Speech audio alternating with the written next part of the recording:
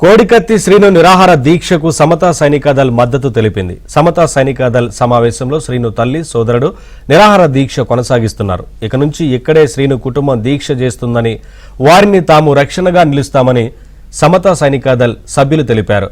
CM Jagan కోర్టుకు వచ్చి సాక్ష్యం చెప్పాలని శ్రీను కుటుంబ సభ్యులు ప్లకార్డులను ప్రదర్శిస్తున్నారు.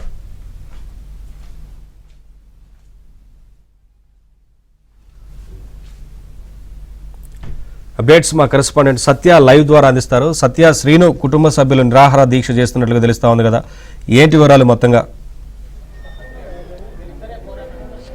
ఒకవైపు ముఖ్యమంత్రి జగన్మోహన్ రెడ్డి 125 అడుగుల ప్రాణం లేని విగ్రహాన్ని ఆవిష్కరిస్తున్నారు. అదే సమయంలో ప్రాణం ఉన్న అదే అంబేద్కర్ వారసుడు జైల్లో మగ్గిపోతున్నాడంటూ కోడికత్తి శ్రీను కుటుంబ సభ్యులు తీవ్ర ఆవేదన వ్యక్తం చేస్తున్నారు. వారికి సమతా సైనిక్ దళ్, అదేవిధంగా మైనార్టీ హక్కుల సమితి కూడా మద్దతుగా నిలిచింది. ప్రస్తుతం మనతో మాట్లాడేందుకు షుబ్లీ గారు ఉన్నారు, మైనార్టీ హక్కుల సమితి నుంచి.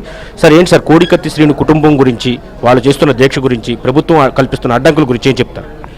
అత్యంత దారుణం సార్. ఈరోజు మనం ఎటువంటి సమాజంలో మనం బతుకుతున్నాం? ఎక్కడ అసలు న్యాయం అనేది ఎక్కడుంది? ఈరోజు మీరు అంబేద్కర్ గారి 125 అడుగుల మీరు విగ్రహాన్ని నుంచోపెట్టి మీరు ముస్లిం మైనార్టీలను, అదేవిధంగా దళితులను, అదేవిధంగా బహుజనులను అందరినీ కూడాను మీరు ఈరోజు మరలా నయవంచన గురి చేయడానికి, మళ్ళా మమ్మల్ని మీరు వెన్నుపోటు పోవడానికి మీరు సిద్ధం అవుతున్నారు. ఎందుకంటే ఎవరైతే ఈ కోడికత్తి శ్రీనివాస్ ఉన్నాడో అతను అంబేద్కర్ వారసుడు.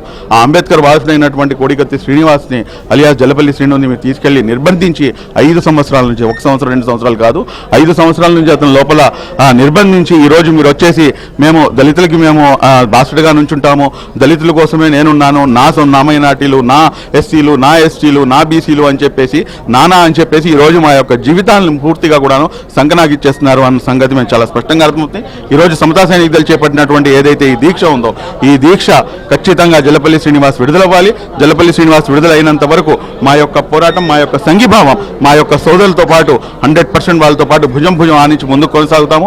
దళిత్ ముస్లిం యూనిటీ ఏదైతే ఉందో దానికి నిర్వచనం తీసుకొని మనం రాబోయే రోజుల్లో ఇన్షాల్లా మా యొక్క కార్యాచరణ ఉంటుందని